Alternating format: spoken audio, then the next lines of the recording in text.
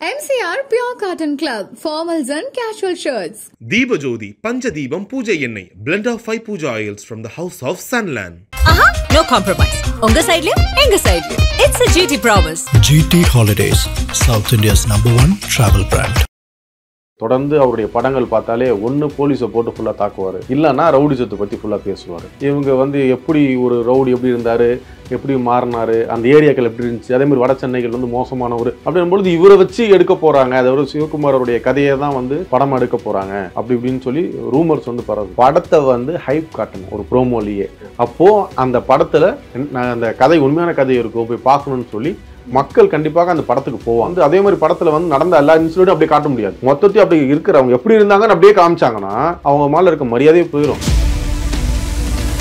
இந்த கதை யார் மூலியமா வந்துச்சுன்னா இவர் இப்படிதான் இருந்தாரு இவர் சிவகுமார் அப்படின்னு சொல்லி சொல்றாங்க. அவர் ரொம்ப ஒரு ஜாலி கேரக்டர். எந்த ஒரு ஃபங்க்ஷன் போனாலும் ரொம்ப நல்ல எல்லாருக்கிட்டையும் பழகக்கூடிய ஒரு சோஷியல் இருக்காரு. பயங்கரமா மதுபானத்தை உட்கொண்டுட்டு நல்ல டான்ஸ் ஆடுவார், பாடுவார், இது பண்ணுவார். அங்க இருக்க பசங்க கூட ரொம்ப ஜாலியா ஜோயலா இருப்பார். போலீஸ் கூப்பிட்டா உடனே போய் அப்பியர் ஆயிருது. அவர் அதிகமான காலங்கள் செலவழிச்சது சிறையில கூட சொல்லலாம். முக்கால்வாசி வெளிநடக்க வேண்டிய விஷயங்கள் எல்லாத்தையுமே சிறைச்சாலைக்குள்ள தான் இவங்க பிளான் பண்ணிட்டு வருது. கிட்டத்தட்ட ஒரு 15-20 வருஷத்துக்கு முன்னாடியில இருந்து கஷ்டப்பட்டு ஒரு 20-25 ஆண்டுக்கு அப்புறம் நல்லா இருக்க ஸ்டேஜ்ல வருவாங்க. வேற யாராவது அந்த பேரை மர்டர் பண்ணிடுது. யார் நம்மளுக்கு இல்லடா நினைக்கும் பொழுது ஒருத்தர் எலிமினேட் பண்றாங்க. எலிமினேட் பண்றானா இவன் ஆள் ஆகணும்ல, அந்த இடத்த நிரப்புறதுக்கு வரணும்ன்றதுக்காக. ஸோ இது வாழ்க்கை கிடையாது. இவங்க பணம் சம்பாதிக்கிறதுக்காக நல்லா படிச்சுட்டு ஒரு லெவல்ல இருக்கக்கூடிய நபர்களை திரைப்படம்ன்ற ஒரு மூலியமாக தொடர்ந்து சிறைக்கு போயிட்டு வரும்போது வருமானம் எப்படி ஒரு சில நபர்கள்ட்ட கொடுப்பாங்க. ஒரு சில நபர்கள் ஏதாவது செகண்ட் பிசினஸ் பண்ணும்போது நீ இப்படி பண்றியா அப்படி பண்ணும்போது அவங்க கொண்டு மாமூல்னு சொல்லி கொடுப்பாங்க. மாமூல் கொடுத்து வாங்கும்போது இன்னொருத்தர் அதே மாமூல் போய் கேட்கும்போது பிரச்சனை வரும். ஒரு சிலர் நான் உங்களுக்கு எதுக்கு தரணும், தரணும் அவசியம் இல்லை, கம்ப்ளைண்ட் ஆகும். இல்ல போலீஸ் கிட்ட ஏதாவது ஒன்று பேசுறாங்க, அவங்ககிட்ட பேசுவாங்க, அது ஒரு கம்ப்ளைண்ட். அப்போ ஒரு கம்ப்ளைண்ட் வரும்போது எஃப்ஐஆர் தானே, அது எஃப்ஐஆர் அது வழக்குகள் ஆகுதுல்ல. இந்த மாதிரி கதைகள்ல வட சென்னையை தான் மையப்படுத்தி எடுக்கிறாங்கன்னா அப்போ வட சென்னையில இருக்க ஆட்கள்ல இப்படிதான் ஒரு அடையாளப்படுத்துற மாதிரி தெரியாது. ஒருத்தர் நார்மலா அந்த பொறுமையா பழமையை பத்தி பேசினா உட்காந்துக்கிட்டு பாக்குறதுக்கு யாருக்கும் நேரம் இருக்காது. ஒரே அடிச்சு கிடிச்சு ரத்தம் தெறிக்க வச்சு அப்படி அடிக்கிறான் அப்படியே எப்படி பறக்கிறான்ற மாதிரி இருக்கும். அதை வச்சுக்கிட்டு கார்த்திக் அமைக்கிறதுக்காக தான் இந்த ஸ்டோரிகளை வச்சு வட சென்னையை மையப்படுத்தி தான் அந்த படங்கள் எடுத்துக்கிட்டாங்க. இருக்கக்கூடிய படங்கள் அப்புறம் இந்த விஷயங்கள் ஏதாவது ஒரு நபரை சொல்லி உங்க பேர் தான் அப்படின்னு சொல்லி வராங்க அப்படின்னா அது உண்மையான கதைகளா இருக்காங்க. சார் வணக்கம் சார். வணக்கம் சார். இப்போ வைரலாக போகிற நியூஸ்ன்னு பார்த்தீங்கன்னா சிம்பு நடிக்கக்கூடிய படம் அரசன் அந்த ப்ரோமோ ரிலீஸ் ஆனதுக்கப்புறம் எல்லாருமே இந்த மயிலை சிவகுமார் பழைய ரவுடியோட கதையை தான் சிம்பு நடிக்க போகிறாருன்ற மாதிரி சொல்கிறாங்க. இந்த மயிலை சிவகுமார் யார், அவர் எதனால் இவ்வளோ பிரபலமானாருன்றதை பற்றி சொல்லுங்கள். மயிலை சிவகுமார்ன்றவர் பார்த்தீங்கன்னா மயிலாப்பூரை சேர்ந்தவர். சிட்டி சென்டர் சொல்லக்கூடிய இருக்கு இல்லையா, அதுக்கு பின்னாடி இருக்கக்கூடிய ஏரியாவில் தான் அவர் வசிச்சுட்டு வந்தார். கடந்த 2021ஆம் ஆண்டு பார்த்தீங்கன்னா வெஸ்ட் மாம்பலத்தில் தோட்டம் சேகர் அவருடைய மகன்கள் 2 பேர் சேர்ந்து தான் இவர் மயிலை சிவகுமாரை மர்டர் பண்ணிடுறாங்க. ஏன் மர்டர் பண்ணாங்க பார்த்தீங்கன்னா, ஒரு தோட்டம் சேகர் 2001 இவர் மயிலை சிவகுமாரும் மற்றும் அவருடைய கூட்டாளிகள் சேர்ந்து இவர் தோட்டம் சேகரை மர்டர் பண்ணிட்டாங்க. அதில் இவருடைய அக்யூசன் பார்த்தீங்கன்னா 12 A12 தான் இவர் சிவகுமார். அந்த மீதி பேர்ல இறந்துடுறாங்க. இவர் ஒருத்தர் தான் இருக்காரு. அப்போ அவங்க இருக்க மீதி பேர்ல கொண்டு வரும்பொழுது அவங்க என்னுடைய அப்பாவை நீங்கள் சாவடிச்சிங்க, அதுக்கு பழிக்கு பழியா வாங்கினது 2021 ஆகுது. ஒரு வெற்றிமாறன் ஏன் இப்படி சொல்ல வராங்க, வெற்றிமாறன் ஒரு ரோயலா கல்லூரியில் விஸ்காமில் படித்த ஒரு டேரக்டர், ஒரு எல்லாத்துக்கும் அறியப்பட்ட ஒரு டேரக்டர். தொடர்ந்து அவருடைய படங்கள் பார்த்தாலே ஒன்று போலீஸை போட்டு ஃபுல்லாக தாக்குவார், இல்லைன்னா ரவுடிசத்தை பற்றி ஃபுல்லாக பேசுவார்.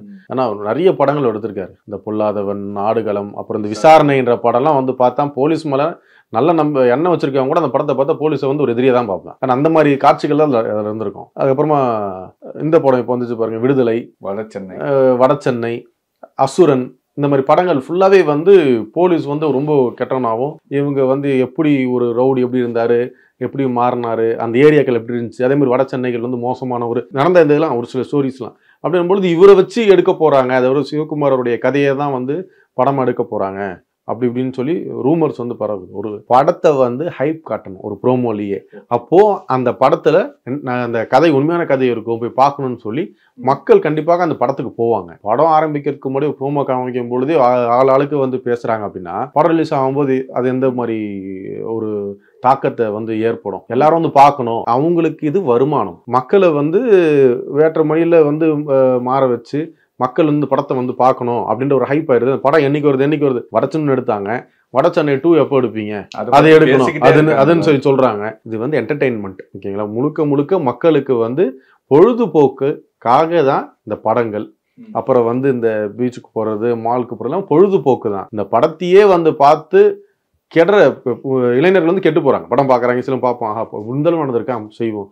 அதெல்லாம் அந்த காலம், இந்த காலம்லாம் செஞ்சானா போலீஸ் வந்து கை காலை உடைச்சு உள்ள இல்ல கை கால் உடைச்சுன்னா அவங்க கூட்டு போவாங்க விசாரணை கூடும்போது பாத்ரூம் வலிக்கு விழுந்து கை கால் உடஞ்சிரும். அந்த காலங்கள்லாம் பழைய காலங்கள். அது வந்து அதே மாதிரி படத்துல வந்து நடந்த எல்லா இன்சிடென்ட்டும் அப்படியே காட்ட முடியாது. மொத்தத்தையும் அப்படி இருக்கிறவங்க எப்படி இருந்தாங்கன்னு அப்படியே காமிச்சாங்கன்னா அவங்க மேல இருக்க மரியாதையே போயிடும். அந்த ரவுடி இப்படிலாம் தான் நீ வந்தியா அப்படின்ற மாதிரி ஒரு எண்ணம் மக்கள்கிட்ட வந்துடும். அவங்க கடைசி காலத்துல வந்து இருந்த அந்த ரவுடிகள்னு சொல்லி பேர் வந்து எப்படி அவங்க கடைசி காலத்துல இருந்தாங்கன்றது மட்டும் தான் வெளியே வந்து தெரியும். ஆரம்ப காலகட்டத்துல இருந்து அவங்க இறக்குற வரைக்கும் என்னெல்லாம் ஆச்சுன்னு சொல்லி ஒருத்தர் ஸ்டோரி எடுத்து பார்த்தாங்கன்னா, ஏன் இப்படியாடா இருந்த, என்னடா இப்படி வந்து பேசுறாங்களேன்ற மாதிரி ஒருத்தர் பேச ஆரம்பிச்சிருவான். அதை வந்து ஒரு ஹைப் கொடுத்து எந்த ஒரு ரவுடியும் வந்து ஒரு மர்டர் பண்ணும்பொழுது பின்னாடி இந்த பேக்ரவுண்ட் மியூசிக் எல்லாம் போடுறதோ, இல்ல இந்த காத்து பறக்கிறதோ, இல்ல அடிச்சவன 10 பேர் விடுறதோ, பாக்ஸிங் கத்துருக்காங்க ஒரு இதோ பண்ணுது அப்படின்னும் பொழுது எதிராளி வந்து அந்த அளவு ஸ்ட்ரென்த் இல்லாம இருப்பான். சில டைம் வந்து பஞ்சஸ் வேகமா விழும் பொழுதோ இல்ல அந்த பாயிண்ட்ஸ் விழும் பொழுதோ அவங்க கீழே விழுந்துருவாங்க. ஏன்னா பஞ்சஸ் வந்து எதிர்பார்க்காத நேரத்துல வந்து குத்துலமு கீழே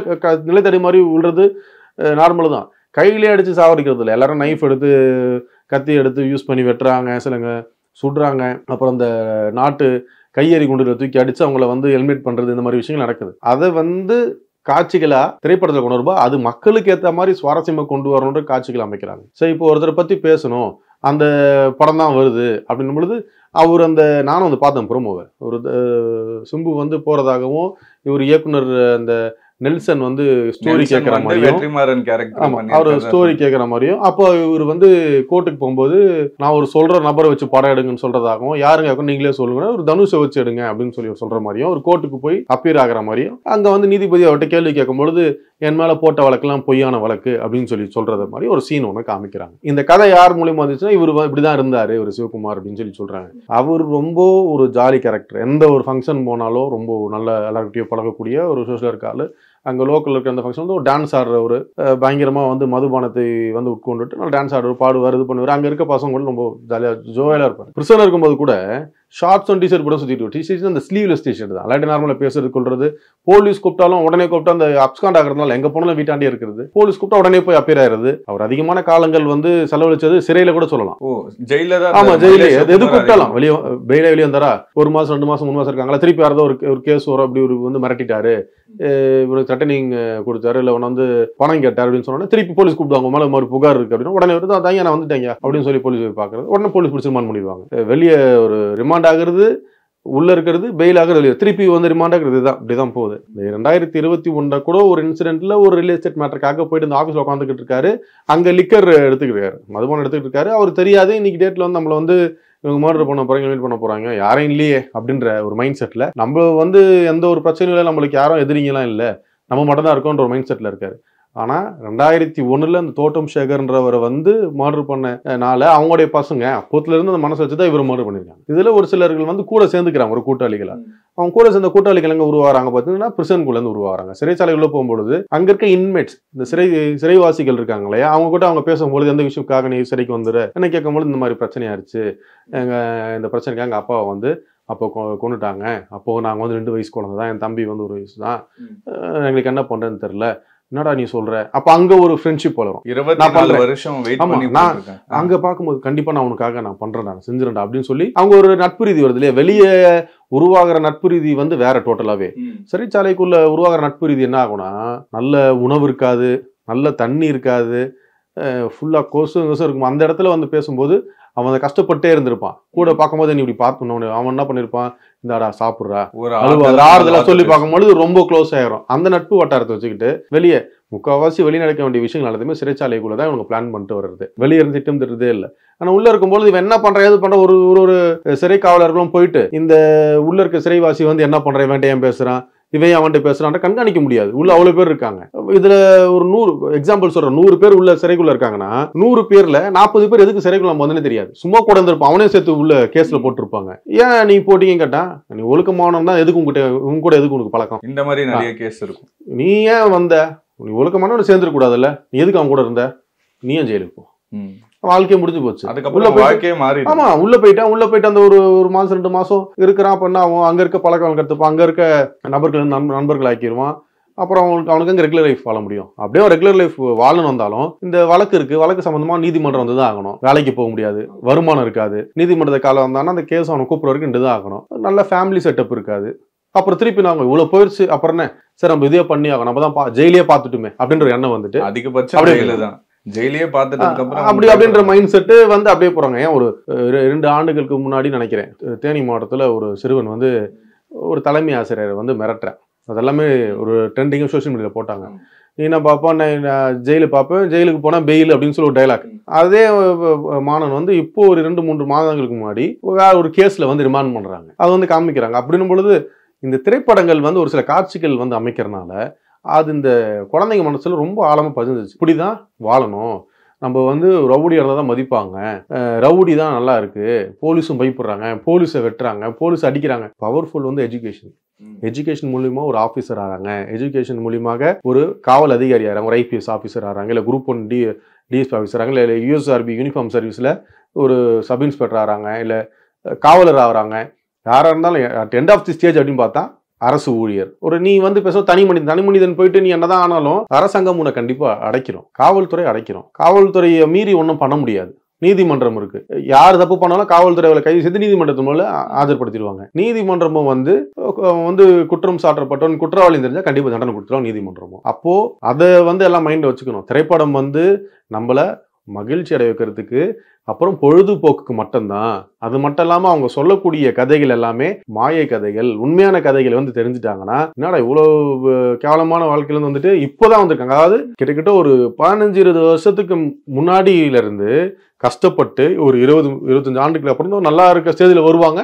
வேற யாராவது அந்த பேரை வாங்க மர்டர் பண்ணிடுது. யார் நம்மளுக்கு இல்லடா நினைக்கும் பொழுது ஒருத்த வந்து எலிமினேட் பண்றான். ஏன் எலிமினேட் பண்றான்னா இவன் ஆள் ஆகணும்ல, அந்த இடத்த நிரப்புறதுக்கு வரணுன்றதுக்காக. ஸோ இது வாழ்க்கை கிடையாது. இருக்கக்கூடிய படங்கள் அப்புறம் இந்த விஷயங்கள் ஏதாவது ஒரு நபரை சொல்லி உங்க பேர் தான் அப்படின்னு சொல்லி வராங்க அப்படின்னா அது உண்மையான கதைகளா இருக்காது. ஒரு படம் வந்து ஒரு 2.5 மணி நேரம் படம் இருக்குன்னு வச்சுக்கிறீங்களேன், அதுல அதிகபட்சமா ஒரு 15 to 20 minutes காட்டக்கூடிய காட்சிகள் வந்து ஒரு சில காட்சிகள் தான் உண்மையான காட்சிகளா இருக்கும். இது எல்லாமே இவருடைய கற்பனை கதைகள் தான் இருக்கும். முன்னாடி சொல்றாரு தான், நீங்க முன்னாடி டைட்டில் போட்டுருங்க, அப்புறம் நிறைய வக்கீலுங்க மாட்டுவாங்க, போலீஸுங்க மாட்டுவாங்க, ஆபீசர்ஸ் கூட மாட்டுவாங்க. இதெல்லாம் அந்த டைலாக் மாதிரி இந்த விஷயங்களே வன்மையாக வந்து கண்டிக்கணும். ஆனா இவங்க பணம் சம்பாதிக்கிறதுக்காக நல்லா படிச்சுட்டு ஒரு லெவல்ல இருக்கக்கூடிய நபர்களை வந்து திரைப்படம் என்ற ஒரு மூலியமாக சாட்டி பேசுறது மிகப்பெரிய தவறு. இப்போ மயிலை சிவகுமார் பாத்தீங்கன்னா அவரோட இன்ஸ்டாகிராம் ஐடி கூட இன்னும் வச்சிருக்காங்க. எல்லாருமே அதுல ரீல்ஸ் எல்லாம் போடுறாங்க, அவளை பத்தி ரொம்ப பிரபலமா பேசுறாங்க, அவர் இப்படி அவர் அப்படின்ற மாதிரி எல்லாம் பேசுறாங்க. அதனாலதான் இவரை மையப்படுத்தி இந்த மாதிரி ப்ரொமோஷன் இன்ஸ்டாகிராம் ரீல்ஸ் போறாங்க. எல்லாமே வந்து அந்த சொன்ன விழாக்களுக்கு அவர் போனதுல வந்து அங்க நடனம் ஆடினது, அவர் பாடினது, அவர் அந்த மக்கள் கூட சேர்ந்து வந்தது, இதெல்லாம் வச்சுட்டு அதே மாதிரி அவருடைய இறுதி ஊர்வலத்துல அவ்வளவு பேர் நின்று வேடிக்கை பார்த்தாங்க, அதெல்லாம் ரீல்ஸ் எல்லாம் போடுறாங்க. இன்ஸ்டால ரீல்ஸ் போடுறாங்க. அந்த அக்கௌண்ட் மெயின்டைன் பண்றாரு இல்லையா, அவருக்கு வந்து சோசியல் மீடியா பணம் வருது, எவ்வளவு வியூ போகுது, எவ்வளவு லைக் போகுது, அவருக்கு பணம் வருது, அதனால அவர் போடுறாரு. அதை ஒரு பிரபலமா நடத்தி இந்த பிரபலத்தால தான் வந்து இந்த படமே எடுக்கிறாங்க அப்படிலாம் இல்லை. அப்படின்னு பார்த்தாங்கன்னா நம்மளுடைய சுயசரிதைகள் அப்படின்னு சொன்னா எவ்வளவு பேர் இருக்காங்க தலைவர்கள், அவருடைய படங்கள்லாம் எடுக்கணும்ல. அதை பார்த்து மோட்டிவேட் ஆயிட்டு இப்படி நம்ம இந்த தலைவர் மாதிரி நம்ம ஆகணும், இப்படி மாதிரி இருக்கணும், அது மோட்டிவேஷன். இது மோட்டிவேஷன் இல்லை. ஆனா இவர் வெற்றிமாறன் டாக்டர் கேட்டீங்கன்னா என்ன சொல்லுவாரு, என்னை வந்து நான் படமா எடுக்கிறேன், நான் இதை பார்த்து இந்த மாதிரிலாம் விஷயங்கள் நடக்கும், இதை பார்த்து கெட்டு போயிடாதீங்கன்றக்காக நான் படம் எடுக்கிறேன். ஒரு பார்த்தவன் வந்து பார்த்து நான் நினைப்பேன், ஓ இப்படி இருக்கலாமா, இப்படி நம்ம செய்யணுமா அப்படின்னு என்ன தானே வரும். பார்த்துட்டு பார்க்கணும்ல, இந்த மாதிரி எல்லாம் இருக்கு, இந்த மாதிரி லைஃப் நமக்கு இல்லையே, இதுல போயிடக்கூடாதுன்னு நினைப்பாங்களே சில பேர். அவரு சொல்றது ஓகே, பட் ஆனா அந்த விஷயத்த அவர் படத்துல சொல்லல. எங்க சொல்றாரு, இந்த மாதிரி போன வாழ்க்கை இப்போ வயசுல முதிர்ந்தவங்க வந்து அந்த விஷயத்தெல்லாம் தாண்டி தான் வந்திருப்பாங்க. ஆனா சின்ன பசங்களுக்கு அது இருக்குமா, பார்த்த உடனே அந்த ரத்த காட்சிகள் அப்படியே மைண்ட்ல இருக்கும். என்னதான் சென்சார் போர்டு போட்டாலும் நெட்ஃபிளிக்ஸ் அதுன்னு வந்துருச்சு, ஓடிடி, வீட்டில் உட்காந்து பார்த்துட்டு போயிடுவாங்க. அதிகபட்சம் 20 நாள் ஓடிடியில் வரப்போகுது. ஓடிடியில் உட்காந்து பார்க்கும்போது இந்த காட்சிகள்லாம் இருக்கு, பார்த்தாலே பயங்கர மாசா இருக்கே, இப்படி இருக்கலாம் நம்ம அப்படின்ற எண்ணம் தானே. குழந்தைங்களை வந்து சின்ன குழந்தைங்களே ஒரு 2.5-3 வயசுலயே ஒரு பாட்டு தொடர்ந்து கேட்டே இருந்தா அந்த பாட்டை குழந்தைங்க பாட்டு ஹம்மிங் பண்ணிட்டு இருக்காங்க, பாடுறாங்க. அப்போ இந்த விஷயங்களை பார்க்கும்பொழுது இப்போ பயங்கரமா இருக்கு, சூப்பரா இருக்கு, அப்படி பண்ணுவோமே, நம்மளும் பண்ணி தான் பார்ப்போமே. அது என்ன, முதல்ல ஸ்கூலுக்குள்ள கிளாஸ்க்குள்ள நடக்கும், அப்புறம் அவங்க ஸ்ட்ரீட்ல இருக்க பசங்க நடக்கும், அப்புறம் காலேஜ் போகும்போது அப்படியே மாறும் அந்த விஷயம். இப்போ இவர் மேல பாத்தீங்கன்னா ஒரு 40க்கும் மேற்பட்ட கேஸ் இருக்குன்ற மாதிரி எல்லாம் சொல்றாங்களா, இந்த கேஸை பத்தி சொல்லுங்க. இந்த வழக்குகள் அதுதான். இப்போ நம்ம ஒருத்தர் வந்து தொழில் செய்யறாரு, பிசினஸ் பண்றாருன்னா அவருக்கு வருமானம் இருக்கும், அவர் என்ன பண்ணுவார், மேற்கொண்டு அடுத்த வளர்ச்சி கட்டத்துக்கு போவார். ஒரு தொடர்ந்து சிறைக்கு போயிட்டு வரும்போது ஒரு வருமானம் எப்படி, ஒரு சில நபர்கள்ட்ட வந்து கொடுப்பாங்க, ஒரு சில நபர்கள் வந்து ஏதாவது செகண்ட் பிசினஸ் பண்ணும்போது நீ இப்படி பண்றியா அப்படி பண்ணும்போது அவங்க கொண்டு வந்து மாமூல்னு சொல்லி கொடுப்பாங்க. மாமூல் கொடுத்து வாங்கும்போது இன்னொருத்தர் அதே மாமூல் போய் கேட்கும்போது வரும்பொழுது பிரச்சனை வரும். ஒரு சிலர் வந்து நான் உனக்கு எதுக்கு தரணும், நான் தரணும் அவசியம் இல்லை, கம்ப்ளைண்ட் ஆகும். இல்லை போலீஸ் கிட்ட ஏதாவது ஒன்று பேசுறாங்க, அவங்ககிட்ட பேசுவோம், அது ஒரு கம்ப்ளைண்ட். அப்போ ஒரு கம்ப்ளைண்ட் வரும்போது எஃப்ஐஆர் தானே, அது எஃப்ஐஆர் அது வழக்குகள் ஆகுதுல்ல, நம்ம வழக்குகள் வருது. அப்போ இது மட்டும் இல்லாமல் ஒரு சிலர் வந்து இந்த சிவகுமார்னால, ஒரு மயிலை சிவகுமார்னால நம்மளுக்கு வியாபாரம் கெட்டு போகுது, இல்லை மயிலை சிவகுமார் வந்து எலிமினேட் பண்ணிடுவோம், அடிச்சு காலி பண்ணிடுவோம் அப்படின்னு பண்ணும்போது இவர் என்ன பண்றது, என்னையே நீ சொல்லிட்டியா சார், நான் உன்னை திருப்பி பண்றேன் பார், ஒரு 3 நாட்ஸ் ஆகணும், இல்லை ஒரு அசால்ட் ஏதாவது ஒன்று ஆகும் பொழுது அந்த வழக்குகள்லாம் வருது இல்லையா. அந்த மாதிரி வழக்குகள் அந்த இத்தனை 40 வழக்குகள் ஒரு மலை வந்தது. அந்த படத்துல வர ஒரு காட்சி இருக்குல்லன்னா, 2 பேரை வெட்டி கொலை பண்ணிட்டு இவர் வெளியே வராது சிம்பு. அதே மாதிரி ஒரு ரியல் லைஃப்ல ஒரு 2 பேரை வெட்டி கொலை பண்ணியிருக்காரு. அந்த இதை விட மேட்ச் பண்ணி தான் இவர் தான் அந்த கேரக்டர்ன்ற மாதிரி சொல்றாங்க. ஆக்சுவலா ஒரு பெரிய மகேஷ்னு சொல்லி ஒருத்தர் அந்த இடத்துல இருந்து அந்த மயிலாப்புறத்துல இருக்காரு. அவர் வந்து என்ன பண்ண, ஒரு பிசன் போயிட்டு வரும்பொழுது கண்டிப்பா நம்ம வந்து சிவகுமாரை மர்டர் பண்ணிடணும், ஏன்னா தொடர்ந்து நம்ம சிவகுமாரை தொந்தரவா இருக்கும்போது இவர் என்ன பண்றாரு, நம்ம உன்னை வந்து கண்டிப்பா மர்டர் பண்ணி ஆகணும் அப்படின்ற மைண்ட் செட்ல ஒரு வீட்டுக்குள்ள போய் இவங்க பதுங்கிடுறாங்க. ஒரு ஓட்டு வீட்டுக்குள்ள இவர் ஓடு பிரிச்சு உள்ள குதிச்சு அவர் மர்டர் பண்ணாவும் மீதி எல்லாம் ஓடி பண்ணதாகவும் அதுல ஒருத்தர் ஒரே டைம்ல மர்டர் பண்ணிட்டாரு. இவன் தொடர்ந்து தொந்தரவாவே இருக்கு அந்த பெரிய மகேஷ். நம்ம என்ன பண்ணலாம், சரி நம்மள அவன் ரூட் போட்டு நம்ம இங்க இருக்கானா சொல்லி தேடுறான், நம்மளே அவனுக்கு சொல்லுவோம், யாருக்கிட்ட ஒரு இன்ஃபார்ம் பண்ணிட்டு நான் வந்து காஞ்சிபுரத்து பக்கத்துல ஒரு இடத்துல எனக்கு ஒரு பொண்ணு பார்க்க போறேன், நான் அங்கதான் இருப்பேன் அப்படின்னு சொல்லுவாங்க. அந்த இன்ஃபார்மர் சொல்லி விடுறாரு. ஒரு சிவகுமார் வந்து அங்க வெயிட் பண்ணிட்டு ஒரு வந்தோடனே பிடிச்சி இந்த பெரிய மகேஷை பிடிச்சி மர்டர் பண்ணி தூக்கிட்டு போய் போட்டுறாங்க. இந்த இன்சிடென்ட், அதாவது மர்டர்னும் போது சேம் டே டபுள் மர்டர் நடக்குது. அது வந்து பழிக்கு பழி வாங்குதல். நீ என்ன ஒருத்த வந்து என்ன சொல்லிடுறான், உன்னை வந்து சும்மா சண்டையில கொண்டுறா அப்படின்னா ஐயோ அவன் கண்டிப்பா கொண்டுருவான், அவனை நம்ம கொன்னே ஆகணும். இந்த மாதிரிதான் மர்டர்ஸ் வந்து அதிகமா நடக்குது. இவன் சொல்லிட்டான் செஞ்சிருவான், அவன் ஏதோ ஒரு வேகத்திலேயோ என்னவோ ஒரு சண்டை ஒரு கோவத்துல பேசுறாங்க இல்லையா, அதுல ஒரு வார்த்தை விட்டோன்னே அதை வச்சுட்டு கண்டிப்பா அவன் பண்ணிடுவான். இல்ல இவன் பண்ண மாட்டான்னு சொல்லி விட்டான், உண்மையாவே அவன் பண்ணிட்டானா அந்த அளவுக்கு முந்திக்கிறது. அந்த மாதிரி நடக்கிற மர்டர்ஸ் தான். அதே மாதிரி இன்னொரு விஷயம், இந்த அயோத்தி குப்பம் வீரமணி அவரோட கூட்டாளி தான் வந்து மயிலை சிவகுமார். இவர் உள்ள ஜெயில இருக்க சொல்லதான் அவர் அந்த கேஸ்ல என்கவுண்டர் பண்ணாங்க. 2001 ஒரு தோட்டம் சேகரை வந்து மர்டர் பண்றதுக்கு இவர் அயோத்தி குப்பம் வீரமணி சொன்னதாகவும் அவரை மர்டர் பண்ணதுல இவரு ஒன் ஆஃப் தி அக்யூஸ்டா இருக்கார். அவரு சொல்லி இவரு செய்யல, அந்த செய்த அந்த மர்டர் செய்த அந்த கூட்டாளிகள் லிஸ்ட்ல இவர் ஒருத்தரா இருக்காரு. அப்புறம் தான் இவர் அந்த பெயில வந்தப்ப திருப்பி வேற வழக்குல போறாரு. போகும்போது 2003 என்கவுண்டர் பண்றாங்க இவரு அயோத்தி குப்பம் வீரமணியை. ஆனா இவரு டைரக்டா வந்து கூப்பிட்டு சிவகுமார் நீ தான் போயிட்டு மர்டர் பண்ண அப்படின்லாம் வந்து சொல்லல. அந்த ஒரு தோட்டம் சேகர் வந்து மர்டர் பண்ண அந்த கூட்டாளிகள் லிஸ்ட்ல இவரும் ஒரு மெம்பர். அதுல இப்போ வெற்றிமாறன் டைரக்டருக்கும் மயிலை சிவகுமாருக்கும் எவ்வளவு நெருக்கமா இருக்காங்கன்னா, ஏன்னா 2018 கல்யாணத்துக்கு கூட வெற்றிமாறன் அவர்கள் போயிருக்காரு. இல்ல யுகங்கள், அதாவது ஒரு இயக்குநர்கள் ஒரு மாதிரி concept and stories. Balu Mahendra வந்து டைரக்டர் அவர் எடுத்துட்டு வச்சுக்கிறேங்க, அவருடைய ஸ்டோரிஸ் ஒன்று கான்செப்ட் எடுத்தா ஒரு லவ் பேஸ் வரும், அது மாதிரி வரும். நம்ம இவரு பாரதி ராஜா எடுத்துட்டா கிராமத்து பேஸா வரும். அவரு அந்த அம்மிங் வயசுல அப்படியே பேசுவார். ஒரு இயக்குநர்களுக்கு ஒரு மாதிரி அவங்க செட்டப் வச்சிருக்காங்க. சங்கர் டாக்டர் தான் பிரம்மாண்டம், அவரெல்லாம் பயங்கர செட்டே பயங்கரம் போடுவார். அவருடைய அசிஸ்டன்ட் டாக்டர் அட்லி அவருடைய ஒரு டைரக்டர்ஸ் உடைய ஸ்டோரிஸ் கான்செப்ட் டிஃபரெண்டா இருக்கும் இல்லையா. அந்த மாதிரி இவரு என்ன பண்றாரு, இவருக்கு ஒரு கான்செப்ட் வேணும். இவரும் இந்த சினி இண்டஸ்ட்ரியில வந்து ஒரு பூம பை பெரிய ஆகணும். அப்ப நம்ம என்ன பண்ணலாம், இந்த கதைகள்லாம் யாருமே ரவுடிசம் கதைகளை வந்து பெருசா வந்து காட்டல, இந்த மாதிரி ஸ்டோரிஸ் நம்ம கேட்டுட்டு அவங்க கதையை ஏத்துப்போம், நம்ம சினிமாட்டிக் மைண்ட் செட்டும் உள்ள கொண்டு வருவோம். அப்போ அந்த இது வந்து கண்டிப்பா சக்சஸ் ஆகும்ன்ற ஒரு எண்ணத்துல இவர் அந்த மாதிரி ஸ்டோரிஸ் கேட்கிறார், இதை எப்படி பண்ணலாம் அதை எப்படி பண்ணலாம்னு சொல்லி கேட்கும் பொழுது அது ஹிட் ஆயிருது. இப்போ மக்கள் பாக்குறாங்க. ஒரு சிலர் வந்து ஸ்டோரி கேட்டிருப்பாங்க, இந்த ஒரு படம் வருது இப்படி இருக்கு, இந்த நபரை வச்ச ஸ்டோரி தானே அப்படின்னும் பொழுது ஆர்வம் போய் பார்க்கணும், என்னதான் பண்ணியிருக்காங்க, உண்மையான கதை என்ன தெரியணும். அப்போ அந்த மயிலாப்பூர் பகுதியை சுற்றி இருக்கவங்களுக்கு வந்து சிவகுமார் யாரு என்னன்னு சொல்லி அவங்க லோக்கலும் தெரியும், வெளியிருக்கவங்களும் தெரியாதுல்ல. ஒரு ரவுடி ஒருத்தர் அவ்வளவுதான், மக்கள் பொறுத்து ரவுடி. சார் அந்த ஸ்டோரி நம்பொழுது என்னதான் இருக்கும், போய் பார்ப்போமே பார்ப்போமே அப்படின்னு சொல்லி பார்க்க போய் தான் இவர் என்ன பண்றாரு, அந்த ஊர்ல எப்படி இருக்கும். இப்போ வட சென்னை, தென் சென்னை, மத்திய சென்னை இருக்கும் பொழுது ஒரு இடத்துல ரவுடிங்க இருக்காங்க. சரி இவர்கிட்ட போய் அந்த ஸ்டோரி கேட்டா இவர் என்ன மாதிரி கதை சொல்றாரு, அந்த ஸ்டோரி எல்லாம் சீக்வன்ஸ்ல எடுத்துக்கிட்டு நம்ம படத்துல வச்சா அது எப்படி இருக்கும். ஸோ அந்த ஏரியால போயிட்டு கேட்கும் பொழுது அவர் எங்கேருந்து வந்தாரோ அவர் வரலாறு சொல்லுவாரு. அது வச்சுக்கிட்டு அந்த ஸ்டோரியை வச்சுட்டு அந்த ஸ்டோரி அப்படியே இம்ப்ளீட் பண்றது இல்லை. இவர் சினிமாட்டிக் மைண்ட் செட்ல அதை வேற மாதிரி கொண்டு போறாரு. அவர் அதே மைண்ட் செட் தான் படம் ஓடாதே, ரொம்ப ஒரு மாதிரி ஆயிரும் இல்லையா. அதனால ஒரு போறனால இவர் சொன்ன ஒரு சில ஸ்டோரிகளை வச்சுட்டு படம் எடுத்து படம் சக்சஸிவ் ஆனனால இவர் அங்க ஒரு பேஸ். இப்போ ஆடுகளம்ன்ற ஃபிலிம் எடுத்தார் அந்த டைம்ல, அந்த படம் நல்லா சக்சஸிவா ஓடிச்சு. அதே மாதிரி பொல்லாதவன் ஃபிலிம் எடுத்தாரு, அதுல இவர்கிட்ட ஸ்டோரி கேட்கிறாரு, பொல்லாதவன் வந்து யார் இருந்தாங்க, ஹார்பரை பேஸ் பண்ணி எடுக்கிறேன் அப்படின்னும் பொழுது அப்போ இருந்த ஒரு பழைய ரவுடி ஒருத்தர் மாளிகன் செல்வம் இருந்தாங்க, அவர் வந்து இது மாதிரி கேரக்டர் மெயின்டைன் பண்ணுறது.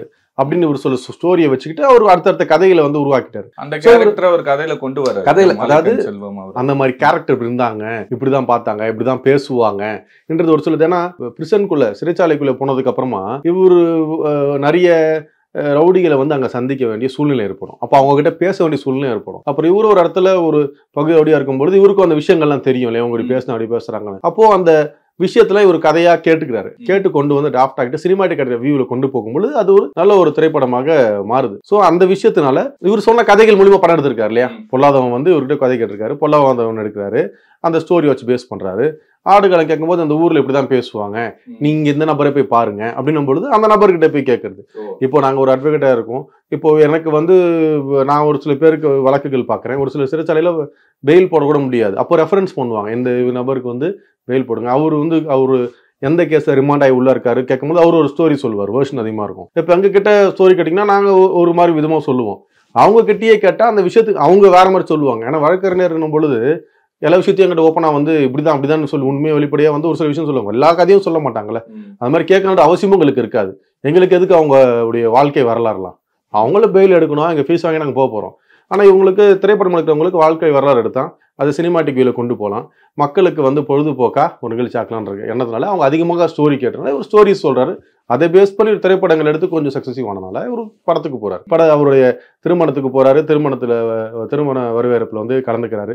இந்த மாதிரி விஷயங்கள் இப்போ அந்த ப்ரோமோல பாத்தீங்கன்னா ஒரு விஷயம் சொல்லியிருப்பாங்க, அன்டோல்ட் ஸ்டோரி ஆஃப் வட சென்னை. இப்போ இந்த மாதிரி கதைகள்ல வந்து வட சென்னையை தான் மையப்படுத்தி எடுக்கிறாங்களா? இப்போ வட சென்னையில இருக்க ஆட்கள்ல இப்படிதான் ஒரு அடையாளப்படுத்துற மாதிரி தெரியாதா? இல்ல வட சென்னைன்றதும் பாத்தீங்கன்னா நிறைய பேர் சொல்ல கருப்பர் நகரம் அப்படின்னு சொல்றாங்க. என்ன கருப்பர் நகரம் சொல்றாங்க, எல்லாருக்கும் கருப்பாக்குறாங்களா? அது அப்படிலாம் இல்லை. சென்னை நம்ம சென்னை வந்து தமிழகத்துடைய கேபிட்டல். இந்த சென்னை உருவாகிறதுக்கு முன்னாடி எப்படி இருந்துச்சு? வட சென்னை மட்டும்தான் அதிகமாக ரயில்வே ஸ்டேஷன் வந்து சென்ட்ரல் ரயில்வே ஸ்டேஷன். இங்கே பக்கம் ரயில்வே ஸ்டேஷன் கிடையாது. தென் மாவட்டங்களுக்கு போகிற ஒரே ட்ராக் தான் இருக்கும். ராயபுரம் தான் ரயில்வே ஸ்டேஷன், அப்புறம் தான் சென்ட்ரல் ரயில்வே ஸ்டேஷன் வந்தது. அது இல்லாமல் பிஸ்னஸ் ஃபுல்லாக ஹார்பர் போர்ட்டர்ஸ்லாம் உங்களுக்கு அங்கே தான் இருக்குது. வேறு எங்கேயுமே போர்ட்டர்ஸ் தூத்துக்குடியில் இப்போ ஆரம்பிச்சது, முன்னாடி அப்போ கிடையாது. அப்புறம் அங்கிருந்து தான் வருது. இவங்க ஆங்கிலேயர்கள் உள்ள வந்ததுக்கு அப்புறமா தான் ஒரு இடத்தையா டெவலப் பண்றாங்க. ஃபுல்லா கிராமங்கள் தானே, இந்த சைடு எல்லாமே கிராமம் தான். வட சென்னை தான் ஒரு இருக்கும். ஏன்னா அது ஹார்பரை பேஸ் பண்ணி இருக்கிறதுக்காகவும் இந்த மர்ச்சன்ட்ஸ், இந்த தொழிலாளர்கள், அந்த கோரல் மர்ச்சன்ட் இவங்களா இருக்கும்போது அந்த ஒரு ரோடு நீங்க அந்த மண்ணடி அப்புறம் அந்த பாரிஸ்காரன் உள்ள போனீங்கன்னா ஒரு ரோடுக்கு ஒரு பேர் இருக்கும். இந்த முதலியார் தெரு, கோரல் மர்ச்சன்ட் ஸ்ட்ரீட்டு, அங்கப்பன் நாயக்கன் ஸ்ட்ரீட், அவங்க பண்ற அந்த வியாபாரங்களை வச்சு பேர்களோட நிறைய பேர் யாரும் படமா எடுக்க மாட்டாங்க. அதே எப்படி எடுப்பாங்க? அதை எடுத்தா ஓடாது இல்ல. ரோடிசம் எடுத்தா ரத்த காட்சிகள் இருக்கும், வெட்டுற மாதிரி இருக்கும், அதுக்கேற்ற பேக்ரவுண்ட் மியூசிக் இருக்கும், அவன் கத்திக்கிட்டு விழுவான்.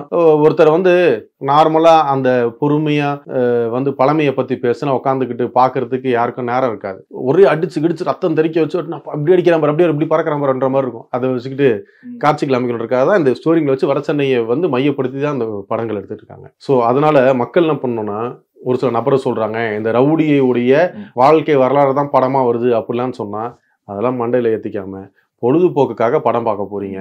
அந்த 2.5 மணி நேரம் 3 மணி நேரம் படம் பார்க்குறீங்களா, பாப்கார்ன் வாங்கி சாப்பிட்டீங்களா, ஜூஸ் குடிச்சிங்களா, அதோட அந்த விஷயத்தை அங்கேயே விட்டுட்டு வந்துடணும். அதை விட்டுட்டு குழந்தைங்க அந்த படத்துல இன்வால்வ் ஆகுறது, அதே மாதிரி மற்றவனை போட்டு அடிக்கிறது, இவன் பறப்பானதுக்கப்புறம் அந்த மாதிரி யாரும் பறக்கவும் மாட்டாங்க, உழவும் மாட்டாங்க. அது நம்ம வாழ்க்கைக்கு தான் கேடு. அதனால படத்தை வந்து படமாகவும் பொழுதுபோக்காக நடிச்சு அந்த திரையரங்குக்குள்ளேயே விட்டு வந்தாங்கன்னா வேற அவங்களுடைய வாழ்க்கையும் பிரகாசமா இருக்கும், இந்த விஷயங்களும் முடியும். ரொம்ப நன்றி sir. MCR Pure Cotton Club, formals and casual shirts. Deepajodi Panchadeepam Puja Ennai, blend of 5 puja oils from the house of Sunland. No compromise. Unga side liye, enga side liye. It's a GT promise. GT Holidays, South India's #1 travel brand.